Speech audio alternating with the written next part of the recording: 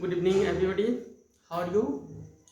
In the last class, I taught you preposition. क्या पढ़ाए थे जी? Preposition. And in preposition, I have already taught you many usages. Many usage means preposition. ढेर सारे preposition जो single word का है, it means simple preposition का.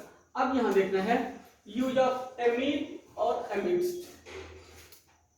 अमीड और अमिड्स का मीनिंग होता है in the middle of means के बीच का मतलब क्या हुआ?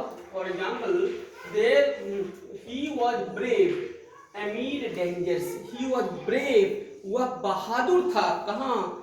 अमीड डेंजर्स, इट मींस वह खतरों के बीच बहादुर था. He was brave amid dangers. So what do you see here? He was brave amid dangers. In this sentence, amid is a preposition. She perseveres amidst many difficulties. कि बहुत सी कठिनाइयों के बावजूद में उसने अपने आप को सुरक्षित रखा. नेक्स्ट वन मतलब संभाल के रखा. Use of across. अक्रॉस का मीनिंग देखो. Across on the opposite side of, के उस पार. तो अक्रॉस का यूज कई तरह से होता है. The first one is on the opposite side. Opposite side means के उस पार. Example is there are so many examples. My friends live across the river. What does it mean? My friend lives across the river. मेरा दोस्त नदी के उस पार रहता है. इसका मतलब क्या हुआ? Across का मीनिंग हुआ के उस पार. के उस पार. अब next one. There is, don't talk. There is a beautiful garden across the mountain. There is a beautiful garden. एक सुंदर फुलवारी है. कहाँ? Across the mountain. Mountain के उस पार. यहाँ पर क्या देखा? Across का मीनिंग क्या हुआ? के उस पार, यानी किसी चीज के पार. Next one, across. From one side to the other. एक ओर से दूसरी ओर तक. Means एक ओर से दूसरी ओर, यानी एक छोर से दूसरी छोर. ये भी कह सकते हो. A bridge is laid across the river. A bridge is laid means पुल है. कहाँ? एक छोर से दूसरी छोर. मींस जैसे नदी है, ये नदी का दो किनारा है, यहाँ से पुल स्टार्ट हुआ और यहाँ तक गया. So this is called across.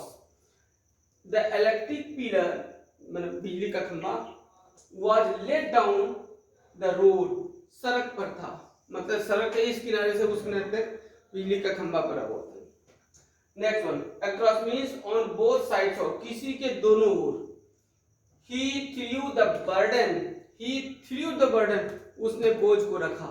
Throw मतलब रखना. कहाँ? अक्रॉस हिज शोल्डर्स, अपने कंधे के दोनों तरफ. शी केप्ट हर शॉल, उसने अपने शॉल को रखा. कहाँ? अक्रॉस हर शोल्डर्स, अपने कंधे के दोनों ओर. इसका मतलब अक्रॉस का यूज कितने तरह से हुआ? तीन तरह से. अक्रॉस का एक मीनिंग हुआ on the opposite side of. इसका दूसरा मीनिंग हुआ from one side to the other. And the third meaning is on both sides of. तो देखा एक छोटा सा वर्ड अक्रॉस है. अक्रॉस का यूज कितने तरह से हुआ? तीन तरह से. एग्जांपल्स को याद रखना बहुत जरूरी है. Next, use of down. Down means नीचे ना, बोलते हैं ना. डाउन मींस डाउनवर्ड्स, नीचे या नीचे की ओर. Naughty boys ran down the hill. Naughty boys ran down the hill. इसका मतलब क्या हुआ? Naughty boys means नटखट लड़के, शरारती लड़के कहाँ गया? हिल, पहाड़ी से नीचे की ओर गया. नेक्स्ट वन, इसका लगा हुआ नहीं है, लगाओ. अच्छा रहने दो, नो प्रॉब्लम. हाँ, he went down stairs. He is swimming down the river. What does it mean? He is swimming down the river. इसका मतलब वो नदी के बहाव की ओर गया.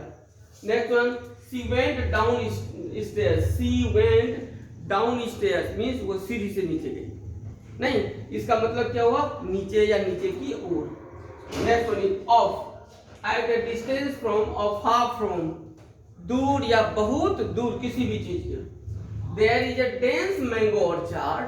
There is a dense mango orchard, एक सघन आम का बगीचा है. A little way of the shore, किनारे के दूर से दूर।